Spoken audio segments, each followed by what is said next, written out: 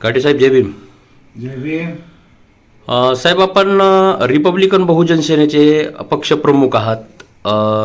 कालपासून आपण महाराष्ट्रामध्ये बघितलं, या महाराष्ट्रावर खूप मोठा दुःखाचा डोंगर कोसळलेला आहे. नुकतंच झालेलं प्रकरण, त्या प्रकरणामध्ये महाराष्ट्र पूर्ण डुबून गेलेला आहे. महाराष्ट्र राज्याचे उपमुख्यमंत्री आदरणीय अजितदादा पवार यांचं निधन झालंय. आपण काय बोलाल ह्या निधनाबद्दल? जी कालची दुर्घटना घडली अजितदादाच्या संदर्भामध्ये, त्यावेळेस मला दिल्लीवरून फोन आला की महाराष्ट्रामध्ये एक प्लेन क्रॅश झालेला आहे.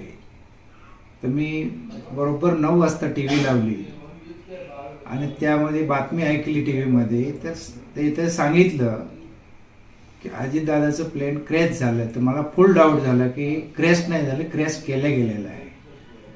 कारण गेल्या अनेक दशकापासून तुम्ही पाहिलं असेल, काही निमित्तानं कुणाच्या गोळ्या घालून हत्या केली, कुणाची काही करून हत्या केली. तर त्याच्यापैकी असं षडयंत्र असू शकतं असं आम्हाला डाऊट येतो. कारण महाराष्ट्राचं नेतृत्व दिल्लीपर्यंत जाऊ नये ही सगळी वरून कारनामे चालू आहेत. आणि अजितदादा म्हणलं तर महाराष्ट्रापुरता अजितदादा नव्हता, पूर्ण भारतामध्ये अजितदादा होता. आणि अजितदादा ज्या पद्धतीनं वागत होते त्या पद्धतीनं फक्त महाराष्ट्राचंच भलं नसतं, देशाचं भलं झालं असतं जर केंद्रीय कमिटीत गेले असते तर. कारण आम्हाला अपेक्षा होते की केंद्रामध्ये एखादं मंत्रिपद मिळावं त्यांना आणि देशाचं भलं व्हावं त्यांच्या मार्फत. कारण असं नेतृत्व ह्या देशानं गमावलेलं आहे. फक्त महाराष्ट्रानंच नाही, एक झुंजार नेतृत्व, चांगलं नेतृत्व आणि गोरगरिबाचं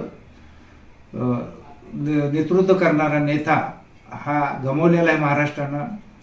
आणि अख्ख्या महाराष्ट्राचं नवं अख्ख्या देशाचं नेतृत्व गेलेलं आहे आणि विकासाचं नेतृत्व गेलेलं आहे. विकास हा इथं खुटलेला आहे आता.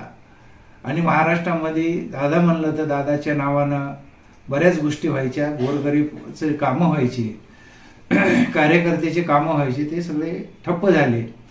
आणि प्रत्येक घरातला दादा हा गेलेला आहे. आणि महाराष्ट्रातल्या प्रत्येक घरामध्ये दुःख आहे आजच्या तारखेला. आणि त्या दुःखामध्ये रिपब्लिकन बहुजन सेना सामील आहे. आणि ह्या ठिकाणी आम्ही दुःखाचं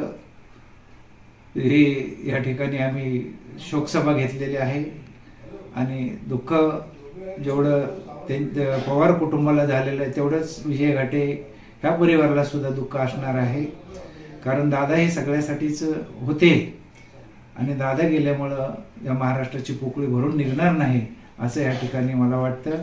कारण दादाच्या आत्म्यास बुद्धचरणी मी प्रार्थना करतो की त्यांच्या आत्म्यास शांती मिळेल, शांती लावी, हीच ईश्वराचरणी प्रार्थना. साहेब, दादांचा कामाचा झपाटा अख्ख्या महाराष्ट्राला माहिती आहे. आणि आंबेडकरी चळवळीतील सर्व गट, छोटे मोठे गट वगैरे, पक्ष वगैरे, आंबेडकरी चळवळीतील सर्व दादांना अटॅच राहायचे, म्हणजे दादांसोबत मित्रपक्ष बनून बऱ्याच दिवसापासून काम करत होते.